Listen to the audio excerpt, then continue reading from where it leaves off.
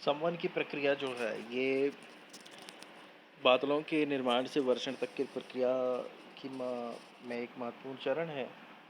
और इसी सिद्धांत के आधार पर जल समीर और थल समीर का भी निर्माण होता है, जिसका कि हमको इस चैप्टर में अध्ययन करना है।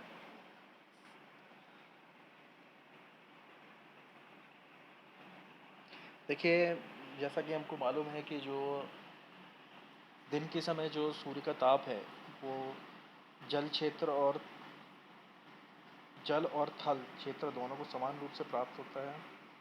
और थल क्षेत्र जो है वो जल क्षेत्र की तुलना में जल्दी गर्म हो जाता है।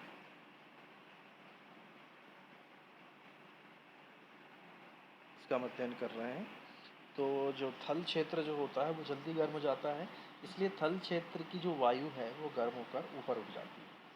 और जब वायु गर्म होकर ऊपर उठ जाती है तो यहाँ पे लो प्रेशर का एरिया बन जाता है, मतलब यहाँ पे जो दाब है वायु दाब वो कम हो जाता है। तो वायु दाब कम होने से समुद्र की ओर, अब वहाँ पे वायु दाब अधिक रहेगा तो समुद्र की ओर की जो वायु है वो इस क्षेत्र में आती है। इसको समुद्र समीर कहा जाता है। तो इस प्रकार समुद्र की ओर की वायु जो यहाँ आती है उससे यहाँ पे ठंडक मिलती है। इसको जल समीर या समुद्र समीर कहा जाता है। तो समुद्र के तटवर्ती क्षेत्रों में दिन में ये होता है, समुद्री समीर आता है, जिससे कि उनको गर्मी से राहत मिलती है। इसी प्रकार अब रात के समय जो थल है वो जल्दी ठंडा हो जाता है और जल जो है वो अपेक्षाकृत गर्म होता है।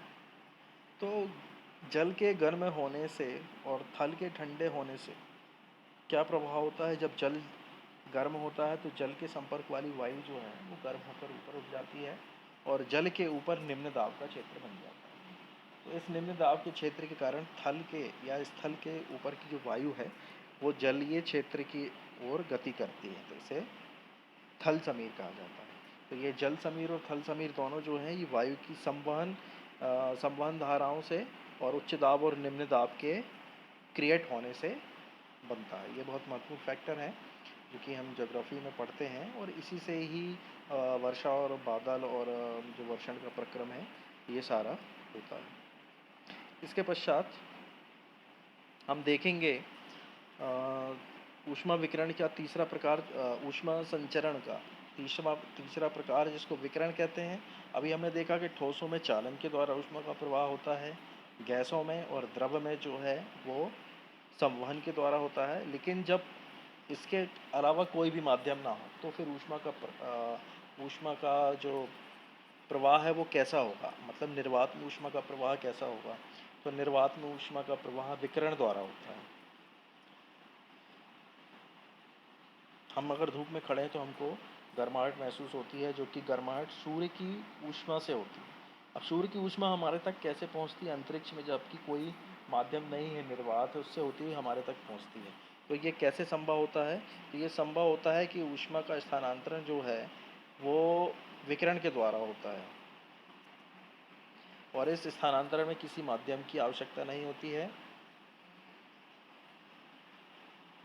हम कभी किसी हीटर के सामने भी अगर बैठते हैं तो हमें विकिरण के द्वारा ही ऊष्मा का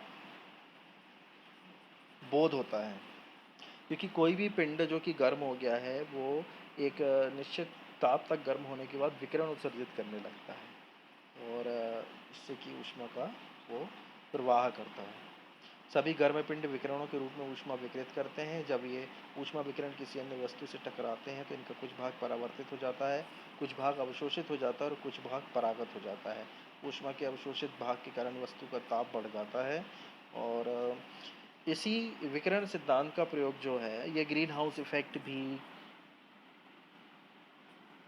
कहलाता है, जिसका हम अध्ययन आगे के अध्याय में करेंगे। ग्रीन हाउस इफेक्ट जो है वो किस प्रकार सौर विकिरण पर कार्य करता है। इसके पश्चात अब हम देखेंगे कि सर्दियों और गर्मियों में हमारे जो वस्त्र हम पहनते हैं वो किस प्रकार पहनते हैं और क्यों पहनते हैं।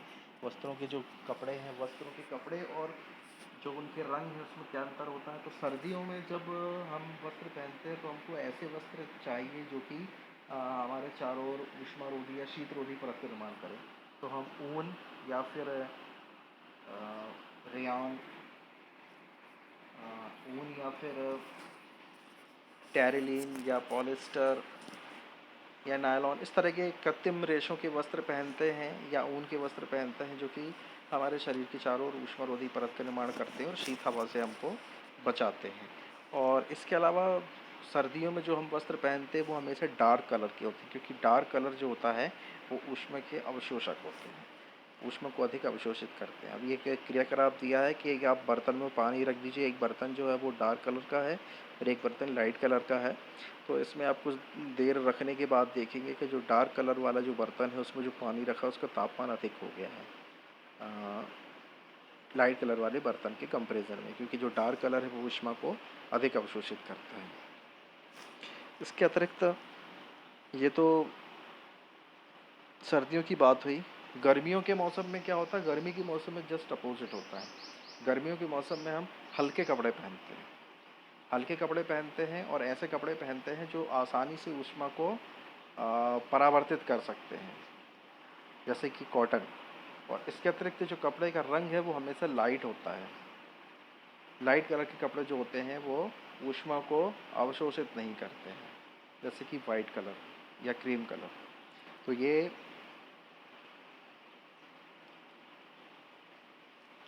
शरीर को शीतलता प्रदान करते हैं।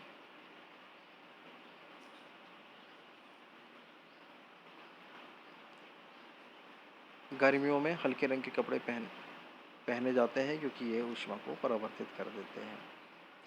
तो इस चैप्टर में आपके लिए इतना ही सब महत्वपूर्ण है।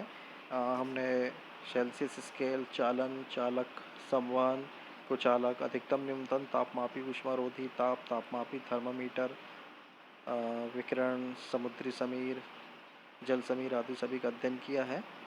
बहुत बहुत धन्यवाद।